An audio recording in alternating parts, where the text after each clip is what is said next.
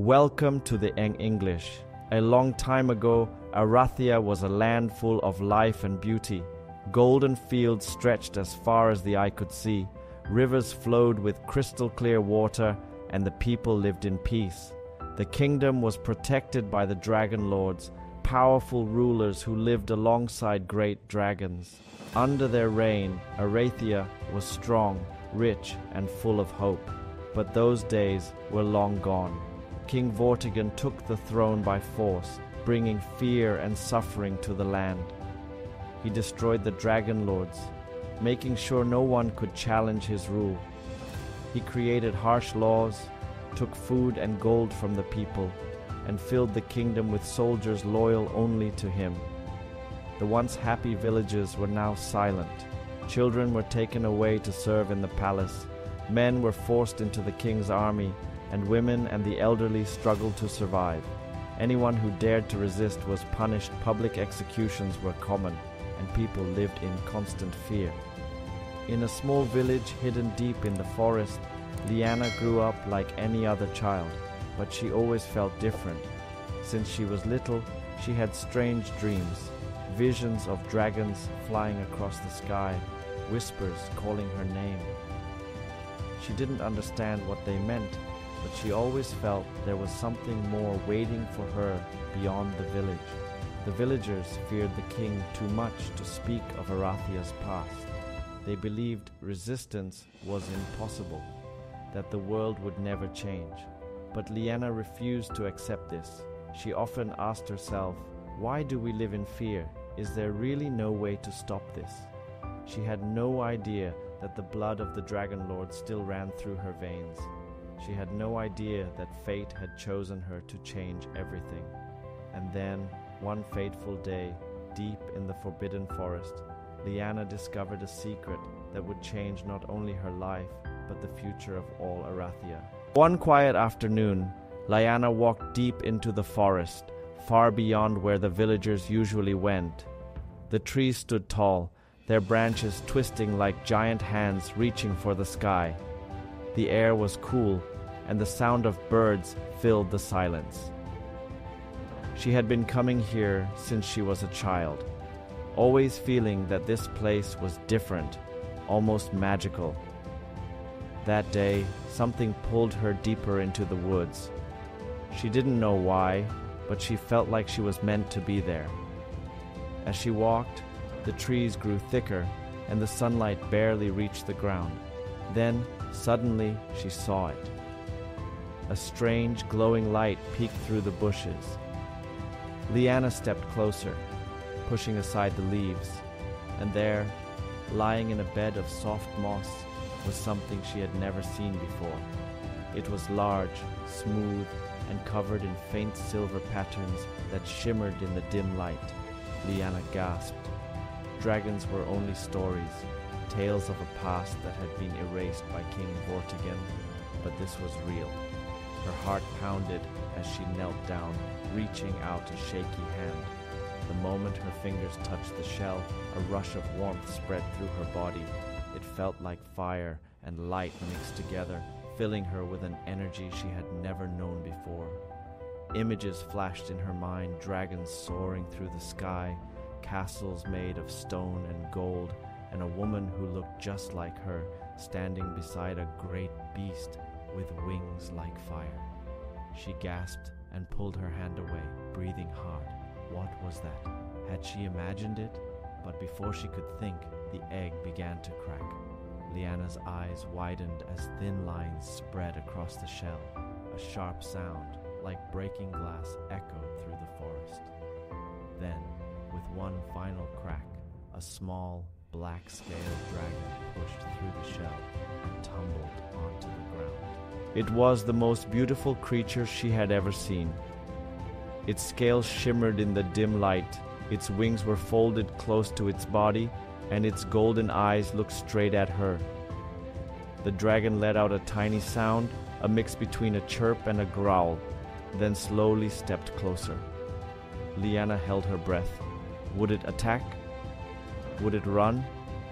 But instead, it pressed its small head against her palm. A sudden wave of warmth rushed through her again, but this time it was different. It felt like a connection, something deep, something ancient. The dragon wasn't just a creature, it was part of her. Liana's mind raced. Dragons were supposed to be gone. King Vortigern had wiped them out long ago. And yet here she was, standing in the middle of the forest with a newborn dragon. She looked into its golden eyes and whispered, "Ghidorah." The name came naturally, as if she had known it all along. As she cradled the tiny dragon in her arms, a new feeling filled her chest, something stronger than fear, something greater than doubt. She didn't fully understand what was happening, but one thing was clear: her life would never be the same again. Over the next few days, Liana couldn't stop thinking about the dragon. She named him Ghidorah, and he grew quickly. He followed her everywhere, staying close as if he were her shadow. Liana felt a strong bond with him, like they were connected in a way she couldn't explain. One evening, while sitting by the fire in her small cottage, Liana ran her fingers over the dragon's smooth scales. As she did, she felt something inside her stir, like a memory trying to surface. Suddenly, images flashed in her mind. She saw herself, but not as she was now. She was dressed in royal clothes, standing next to a large throne. A crown, golden and shining, rested on her head. Dragons soared above her as she stood proud, with the people of Arathia bowing before her. The images were gone as quickly as they came. Liana blinked in confusion. What was that? The next day, while walking through the village, Liana saw an old woman sitting outside her house. The woman was hunched over, her hands resting on a cane, but her eyes were sharp. When she saw Liana, she smiled kindly. "You are not like the others, child," the woman said softly. Liana stopped, feeling a strange pull toward her. "What do you mean?" she asked. The old woman's eyes twinkled. "You are the one they have been waiting for, the one who carries the blood of the dragon lords." Liana's heart skipped a beat. The dragon lords? But they're gone? King Vortigern destroyed them all. The woman nodded, her face serious now. "Yes, the king tried to erase them, but their blood still flows in you, Liana. You are the last of the dragon lords. The dragons are your birthright." Liana felt a wave of confusion and fear wash over her. The last of the dragon lords? "No," she whispered. "It can't be true." The old woman reached out and placed a hand on Liana's. "It is true. You are not just a simple villager. You are the rightful heir to the throne of Arathia. The dragons have chosen you.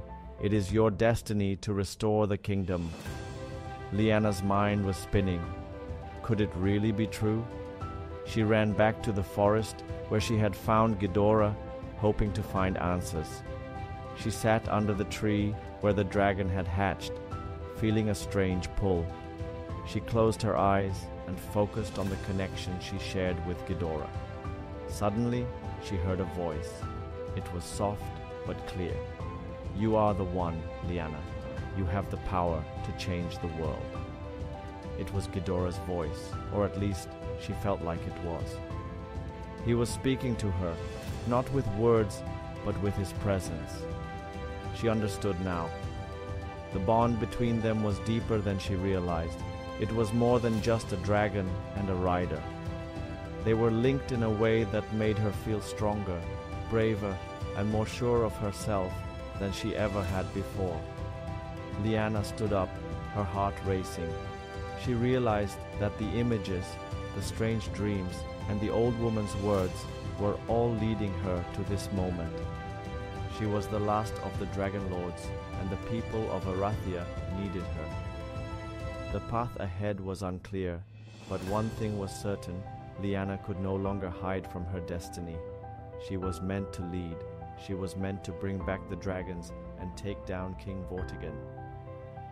With a new sense of purpose, Liana looked at Ghidorah, who was standing proudly beside her. "We will free Arathia together," she whispered. And for the first time in her life, she truly believed it. Lyanna now knew the truth. She was the last of the Dragon Lords and the rightful queen of Arathia. But knowing the truth was not enough. She had to act. King Vortigern was powerful. He had an army of soldiers, a fortress surrounded by thick stone walls, and the loyalty of men who feared him. If Lyanna wanted to defeat him, she needed help. She needed people who were willing to stand up and fight for freedom. So, with Ghidorah by her side, Lyanna set out on a journey across Arathia. She traveled through villages, towns, and hidden camps deep in the forests. Everywhere she went, she saw the same thing: fear, hunger, and hopelessness. The people were tired, broken, and afraid. At first, many were too scared to listen. They had lived under Vortigern's rule for so long that they believed resistance was impossible. "You don't understand," an old farmer told her. "Anyone who speaks against the king is executed. His soldiers are everywhere. We don't stand a chance." But Lyanna refused to give up. She spoke with passion.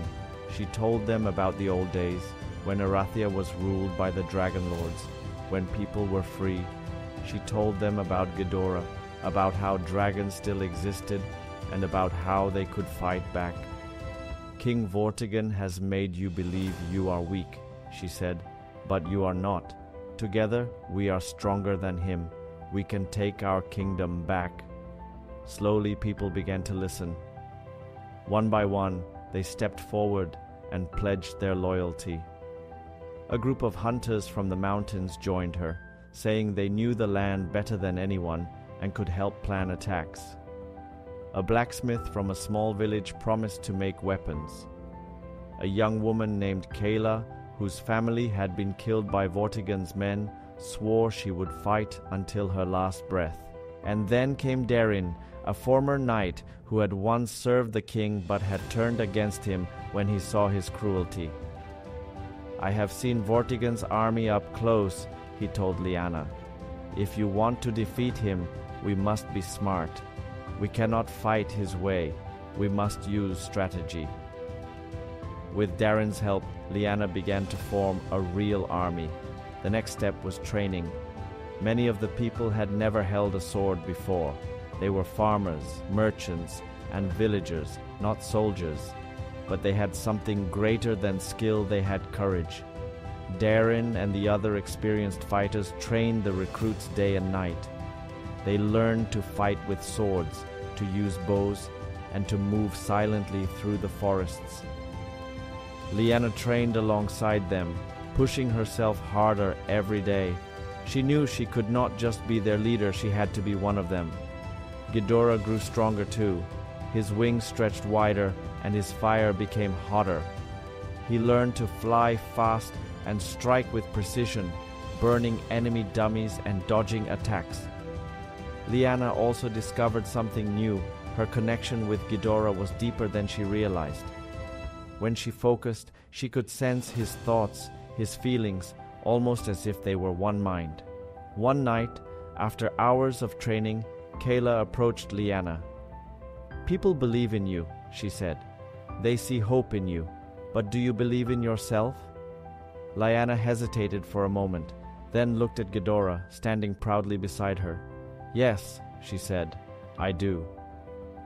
After weeks of preparation, the army was ready. They had weapons, a strategy, and most importantly, they had each other. Lyanna gathered them one last time before the battle. "Tomorrow we march to the capital," she said. "We will face Vortigern's army.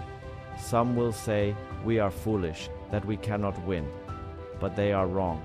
We are not just fighting for ourselves. We are fighting for Arathia, for every family that has suffered, for every child who deserves a future. And we will win." A roar of voices rose into the night. The battle for Arathia had begun. The army was ready. Lyanna stood at the front, looking at the faces of the people who had joined her. Farmers, hunters, blacksmiths, former soldiers. They were not just fighters. They were people fighting for their home, their families, their future. Ghidorah spread his wings beside her, his golden eyes glowing in the moonlight. Lyanna took a deep breath. This was it. They marched through the night, moving quickly through the forests and hills. The capital city, Vortigern's fortress, stood tall in the distance. The walls were thick, the gates were guarded, and torches burned along the towers. The king's army was strong, but they were not ready for what was coming. Darin led a group of fighters through a hidden tunnel, one that he had used years ago when he served the king.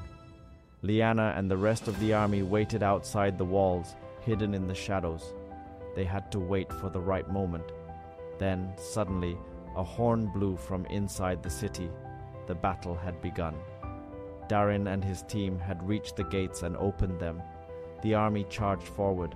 Swords clashed, arrows flew through the air, and the once quiet night became a storm of fire and steel. Lyanna fought her way through the enemy soldiers. She was no longer just a village girl. She was a warrior. Her sword moved with strength and purpose, blocking attacks and striking down anyone who stood in her way. Above them, Ghidorah roared and released a burst of fire, burning the enemy's defenses.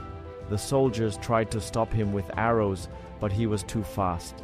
He dove down, knocking them aside with his powerful wings. Kayla and her fighters took control of the eastern side of the fortress, while Darin led his men through the main courtyard. The battle was fierce, and Vortigern's soldiers fought hard, but they were not fighting for a cause, they were fighting out of fear. Lyanna's army was different.